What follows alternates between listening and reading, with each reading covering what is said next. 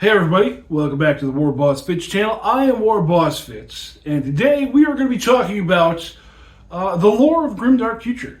So I have seen lots of comments on Reddit and Facebook and all the other social medias about one-page rules, how they don't have any lore.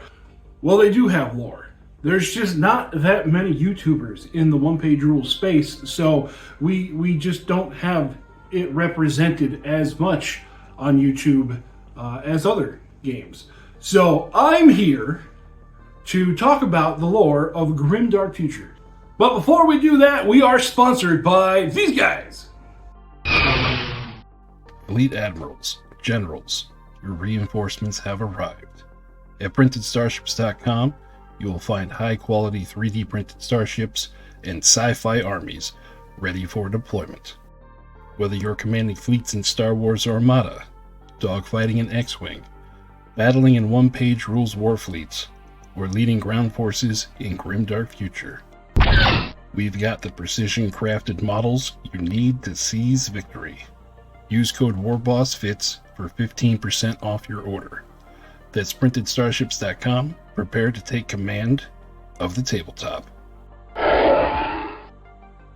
So last year, One Page Rules put out the Grimdark Future World Book. Now, I am not going to read to you verbatim out of the Grimdark Future World Book. One, because I hate those lore channels that just do, they just read the wiki back to you in a very sultry voice or even an AI voice. We're not going to be doing that. I am going to be giving you the story, the gist of the story. I'm going to be using my own words, not the words in the book. This is one of the few paid products that Grimdark Future has. Now, with that said, this is not a lore channel. I am just doing this because there is a gap that I think I can fill temporarily until somebody else picks it up and runs with it. So that is going to be what we're doing today. And this is going to be broken up into multiple parts because this book, while not exceptionally long as a lore book goes, there's a whole lot of stuff that they put in here that you can read between the lines and just get a better story if you just expand it a little bit. So that's what we're going to be doing here. So this is going to be kind of my interpretation of the Grimdark Future story. So let's go ahead and tuck in and get to it. In the beginning, there was Earth. Except it kind of sucked. Following the same trajectory that we have now on current day Earth. Science and technology marched ever onward, and humanity spread out throughout the solar system. Things were good for a time, but with all that prosperity, things eventually started to get a little bit cramped. Humanity started to suffer some problems on a system-wide scale. We started to, there's way too many people, too many mouths to feed, overpopulation, using up all of the minerals and the resources in the system, just on basic tasks. Things started to run out, and then one day, somebody discovered how to travel faster than light. This turned the prospect of colonizing the galaxy from a pipe dream into a reality. And with the resources of Earth running out, there was a wave of people that wanted to become settlers out there in the wider galaxy. Because everything here sucks. Go jump on a ship. Go make your own path. It was manifest destiny to the stars. Once those ships got there, those settlers, things were kind of rough because they're setting up an entire new colony on a planet that's probably alien and hostile to them. But eventually, things started to even out. They started to get down the process, iron out all the kinks to where now they're setting up colonies over and over again. They know what they're doing. Now, life on these colonies was hard, harder than it would be on Earth with all the technology and things there to support them. And it was also made a little bit harder because interstellar travel is expensive. These colonies, well, they had to send resources back to Earth. Earth had to justify the cost of setting up these colonies. So, quotas were expanded. You had to work longer hours. We had to get just a little bit more out of the mines this month to send back to Mother Earth. The colonists were, of course, not a big fan. They started to unionize and have protests that said, hey, we just want to work a little bit less. We'll still give you what you want. Just don't work us to death while we're out here. And the leaders all the way back on Earth of these expeditions, they kind of ignored it. Kind of the whole, I don't care, just get back to work. Oh, you want to live out on your wonderful utopian farm? Get back in the mine. This led to riots and some of the colonies attempting to break off from the Earth government and become independent entities on their own. So all of a sudden, a lot of the materials stopped coming to Earth, and in response, Earth weaponized the IRS. Instead of colony ships, the Earth government started to send out military expeditions to go put down rebellions in the colonies. And because the Earth scientists were no longer concerned with how do you feed an entire town of people with a single potato, they kind of went back to their default setting of military-industrial complex. One of the Earth scientists in this era of new discovery made a suit of battle armor, which turned the individual soldiers into the equivalent of like a mainline battle tank. And then once those showed up on the colonies, oh man, those rebels ran. They saw what was coming and said, not today, Satan. They took off running. So now the separatists out in the colonies, they've gone into hiding. They are running guerrilla warfare against the Earth units. And occasionally, ships will just explode or supplies will be sabotaged. And in response to that, Earth they just sent more troops. Just go deal with it.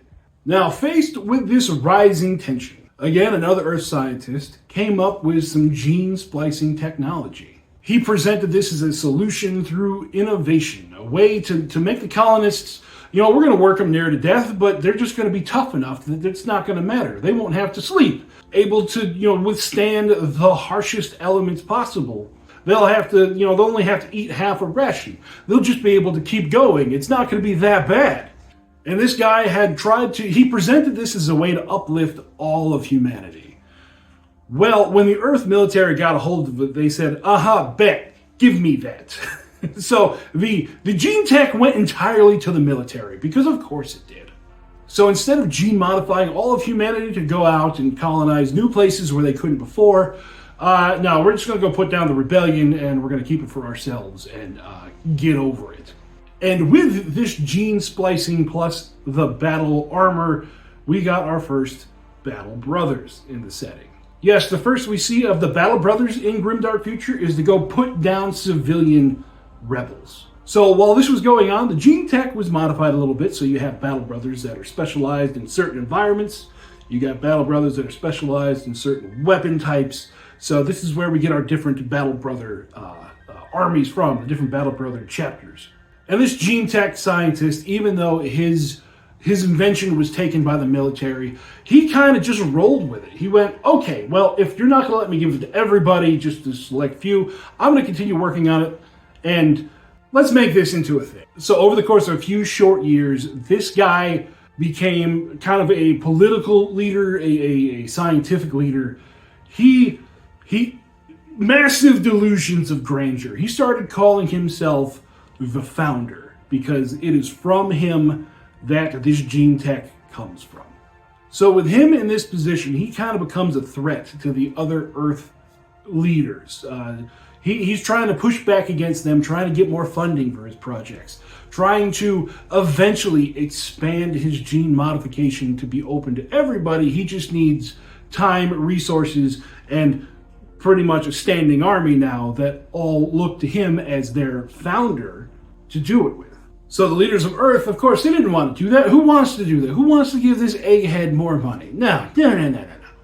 No, we're doing our thing here. Thank you for the gene tech. Thank you for the soldiers. Go put down the rebellion, and we might give you a little bit of scratch in the process. But the Founder didn't like this. The Founder, again, delusions of grandeur. He knows what he's doing. He is the greatest. So instead, he decides that he's going to broadcast openly.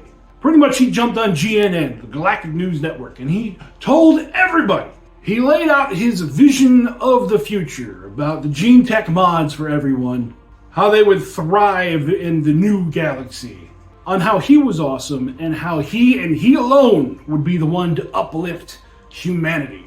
So after this message went out, lots of people that were currently in the rebellion fighting against his battle brothers that were controlled by the Earth government, they liked this idea. Lots of the battle brothers who were currently gene tech modified, they liked this idea. And with the upswell of all of this loyalty and support from the people, he just got shot right to the top. He is now in control. He is the supreme leader of humanity as a whole. But like all good self-important dictators, he was not completely unopposed. There were lots of parts of humanity, like from the colonists and from the people that lived on Earth and from even some of the battle brothers themselves that just did not trust the founder. They did not trust, they didn't trust a one-man system. This guy, he's already got a giant head. Why are you gonna give him the keys to everything? He's gonna screw this up and it's gonna suck for everybody. So, naturally, the galaxy devolved into a civil war. At its core, most of the fighting was done by the battle brothers because, you know, when gene-modified main battle tank wearing MFers go to fight each other, everyone else is kind of like, we'll let you handle this.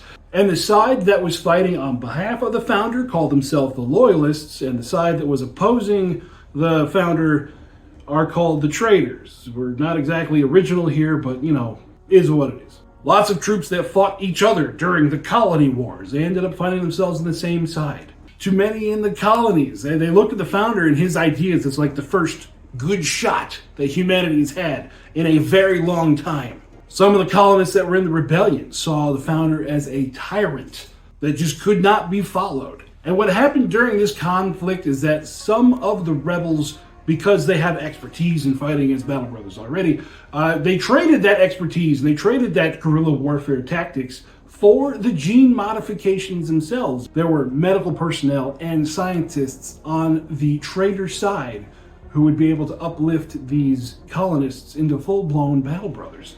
I mean, why not? So as all of this unfolded, the founder kind of looked at what was going on and said, oh, this is going to be a lot worse than I thought it was going to be. So he moved to establish some fail-safes. He moved to establish some stuff that kind of would promote his side winning. And the first thing he did is he established the Order of the Custodians. What the Custodians were, they were hyper-elite battle brothers that were going to be the bodyguard of the founder, and they were also going to be put together in strike teams to go hit the furthest reaches of the furthest away colony to make sure that his will was done all the way out there on the rim. The next thing he did is he started working on something he called the Conduit Program. And what the Conduit Program was, it was a cloning process set up for him and him alone that would take his consciousness in case anything happened to him and would move it to a new clone of his body. So that if anything happened to him, that he would be able to lead this fight personally himself for as long as it took. So the Civil War does what all civil wars do. It just escalated rapidly. We had colonies that were just getting blown in half. We had places that were completely evacuated because of nuclear fallout. We had parts of Earth that were uninhabited because of the damage they took. We had whole chunks of planets getting ripped out and thrown at each other. But despite all of this destruction that was going on in the galaxy, neither side was really able to claim the upper hand over another. What ended up happening was just an increasing number of like refugees and people running away from the conflict is what happened. And while these two forces did have a government set up that were supposed to take care of these people, just kind of like keep a track and keep hold of what they had, you know, more and more resources and stuff were going to the war effort. And so these people just kind of got neglected as time went on. You know, you're starving? I don't care. I got troops over in that quadrant that need rations more than you do. They're doing something. You're useless. So gradually over time, these refugees themselves, they started to band together in small communities. They started to band together, you know, just to try to survive what was going on. They knew this wasn't going to help them long term, but for now, they're going to be able to survive together. But what they feared is that eventually everything's going to be ripped apart. There's going to be no habitable land left. It's just going to be the traitors and the loyalists fighting each other until the last two of them are at each other's throats. and that'll be the end of it. Humanity would just cease to exist at that point. So they came up with a plan that they were just going to try to peace out of the whole thing. They're just going to leave. There are sections of the galaxy that are remote, that are, not built up, that are not part of any side of the conflict just because there's no people there. They figured, all right, let's get together. Let's get ourselves a bunch of ships, enough to hold everybody, and we're just going to head there. And we are going to start over while these two kill each other. So they started to beg, borrow, and steal. They started to grab old civilian craft. They started to grab old tugs. And they started to grab whatever they could, but they quickly realized, we're just not going to have enough ships for this. We got too many people. Until there were some people sympathetic to their cause all the way back on Earth. And somehow, somebody at the Earth shipyards decided, I know what we could do. The founder just made a new spaceship. Let's take that. So they did. They took it. They jumped on the founder's brand new spaceship and ran off with it. Along with, they met up with other colonies, a lot of Earth ships left from there, along with other fleets from different worlds. They all grouped together and they were going to jump as one to their new home. But of course, the founder heard about this before it actually happened. And for some reason, he didn't decide to crush it while they were trying to take his ship. What he did, he realized that all of his stuff was so far out there, he had nothing really that could fight this scale of ships at home. So he started to slowly pull back warships, slowly pull back things and put them in position to intercept this fleet as it went out. Because what's better than, having a whole bunch of refugees that you gotta feed and you gotta house? Oh no, they blew up. So sad.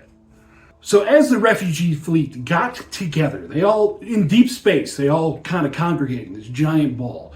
They knew that they were going to be, they were going to have some heat on them because they stole the founder's flagship. I mean, come on. You don't steal the king's ride without him being a little bit upset about it. But they figured the same thing the founder figured out. Once this happened, he wouldn't have the time or the resources to pull stuff together, but he figured it out long before, and he was just like, yeah, I know, guys. I know. What are you doing? And lo and behold, this ship that they had stole, that's where he had made the conduit program. So we're having kind of delusions of, he was so confident in him being able to stop this, he let them take all of his research with them. Kind of like some other bad father figure we've seen in other media.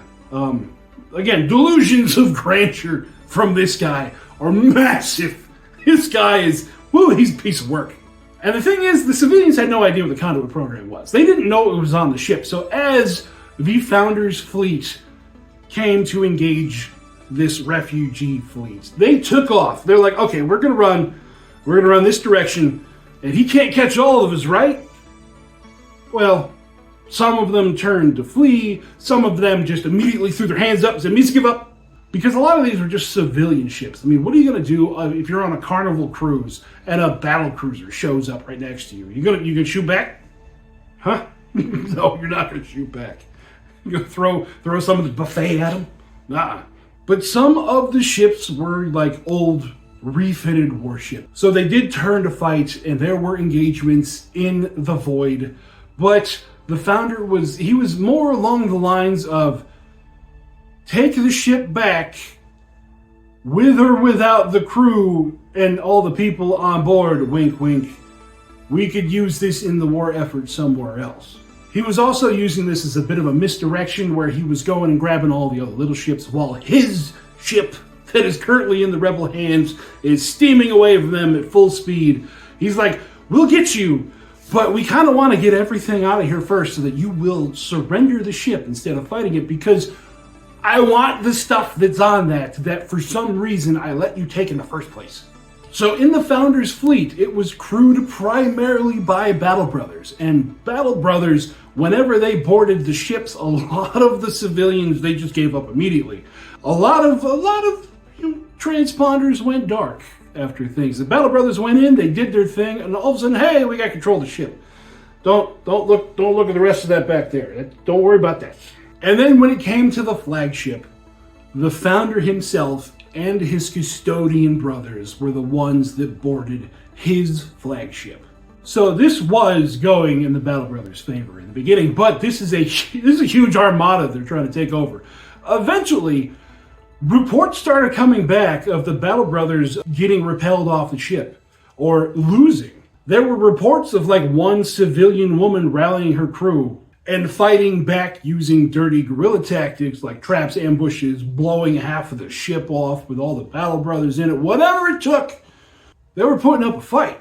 News of these victories started to spread around the fleet, and all of a sudden it inspired a lot of the refugees to fight back during, this battle. And this started happening everywhere. There started being, ambushes and choke points and fatal funnels set up in places. The Battle Brothers, they were starting to get knocked on the back foot because just getting outdone by numbers alone.